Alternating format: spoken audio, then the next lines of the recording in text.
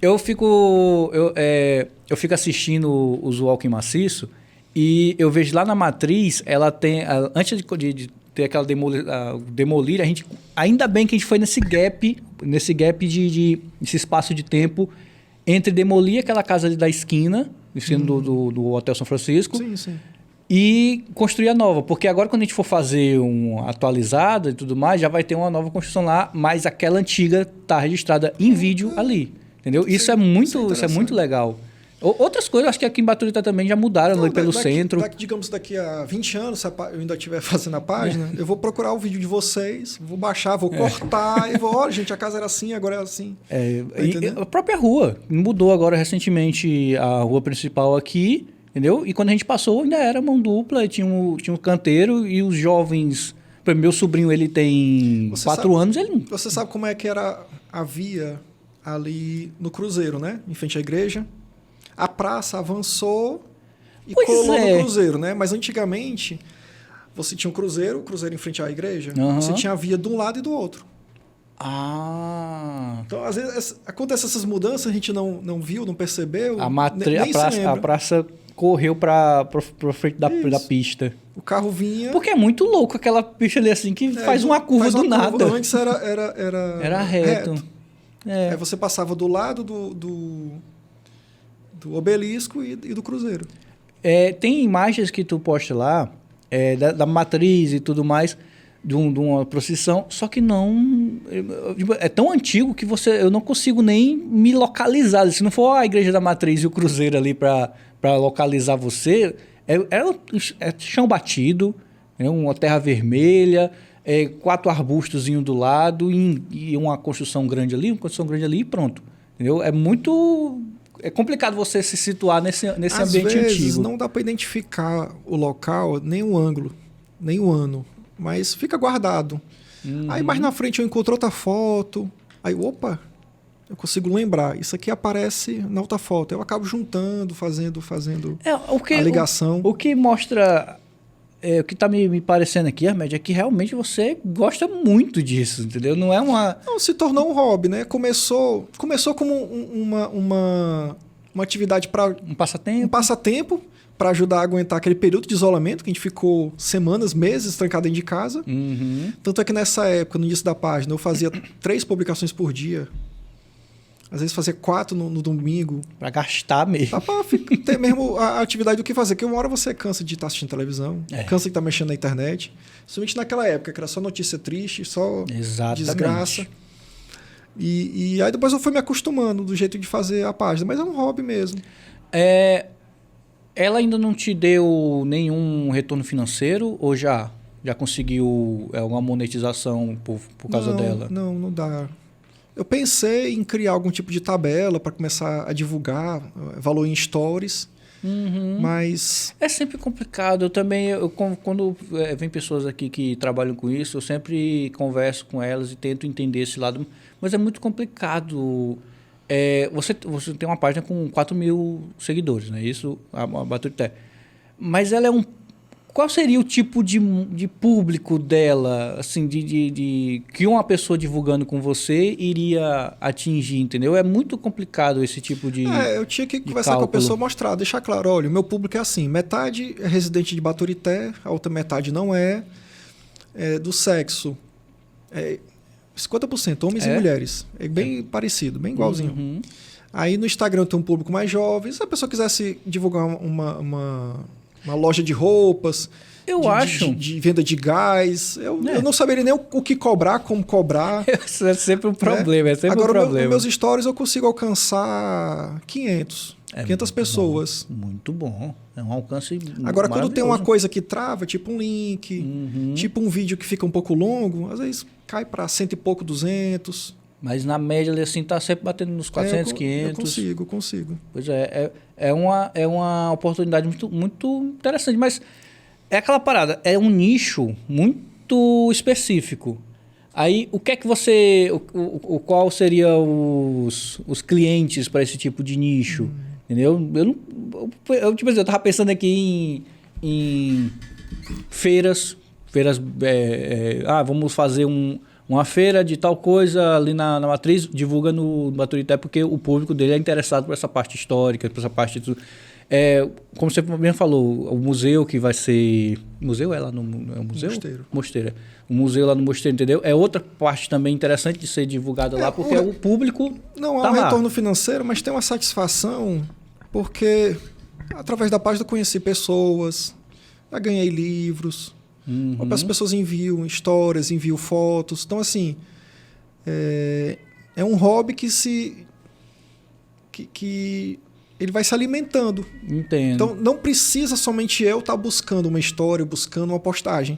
Então, às vezes as postagens chegam até mim. Já ficou tão no imaginário das pessoas que... eu tenho essa história aqui assim. Já sei, vou mandar para o Baturité Antiga. Quando elas colaboram, enriquece, eu vou aprendendo também. Porque a ideia da página, assim... Passei 18 anos fora do Baturité, do maciço. Retornei. À medida que eu vou aprendendo, eu vou compartilhando. Então, assim, a história das moedas particulares da Fazenda Bom Sucesso, em Pacuti, desconheceu totalmente isso.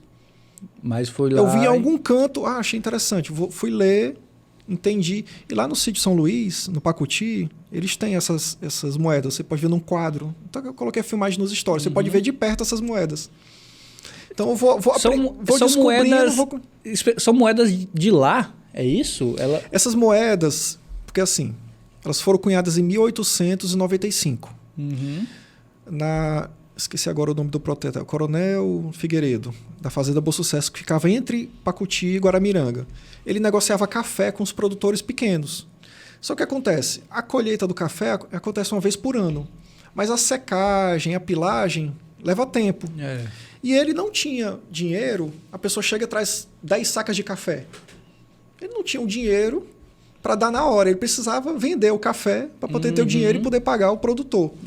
Aí ele criou essas moedas para ter um controle. As pessoas não tinham, né, acesso a papel, leitura, para ele fazer um recibo. Então a pessoa deixava tantas sacas e ele dava as moedas como garantia. Depois que ele vendesse o café, a pessoa retornava com as moedas e ele dava o dinheiro. O dinheiro corrente, que eu não vou saber agora qual era o dinheiro. Nossa. E depois essas moedas foram usadas na década de 20 no sítio São Luís como fichas.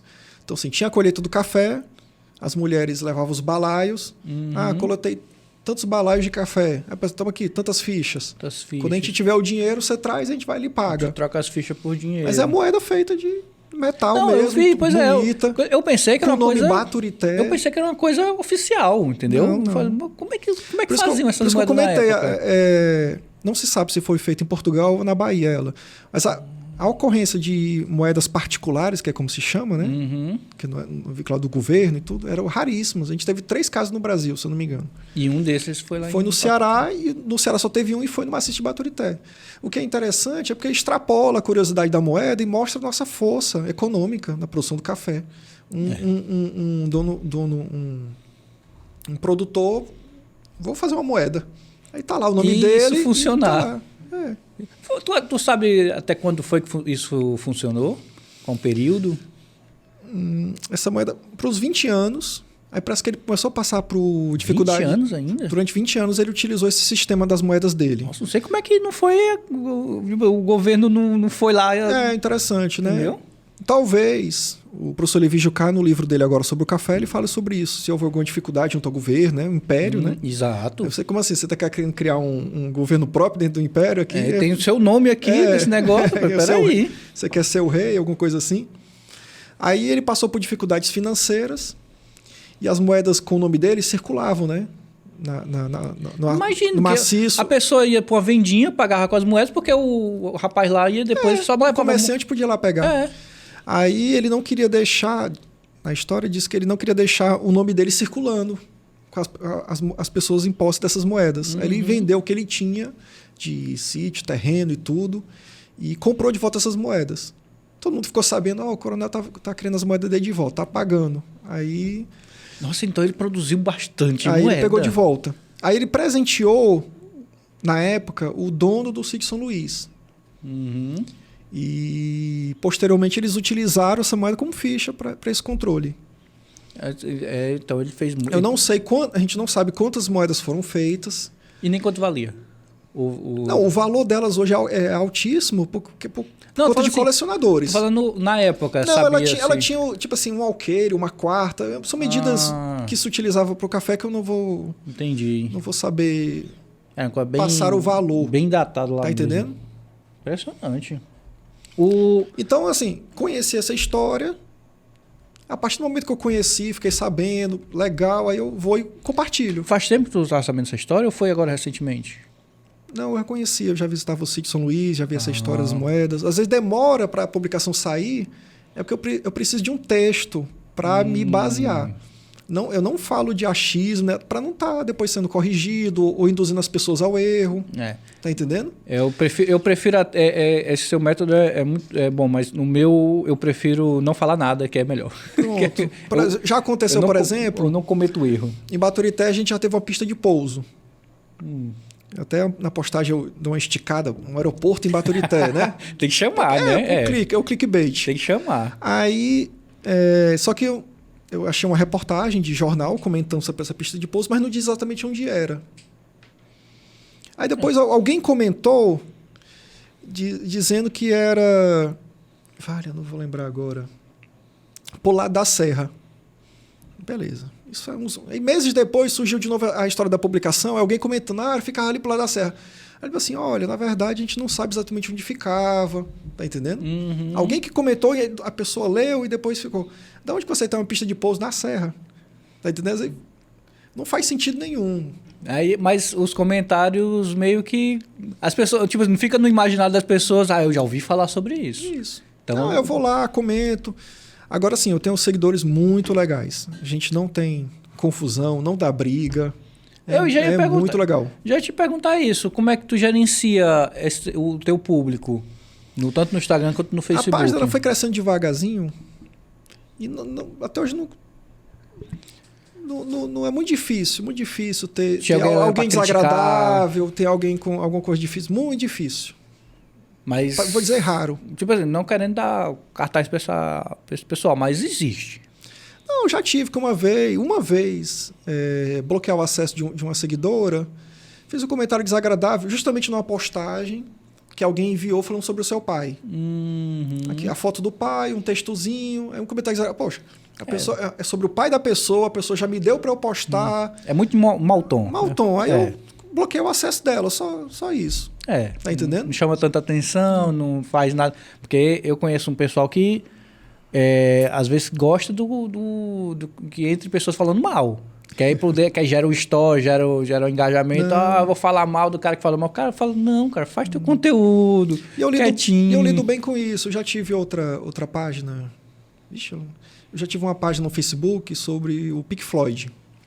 Certo. Aí essa página ficou grande. Tinha mais de 25 mil seguidores, só no Facebook. Aí lá eu aprendi a lidar com essas coisas de briga, discussão, sabe? Aí quando veio o Baturité Antigo eu já estava mais acostumado e levo de boa.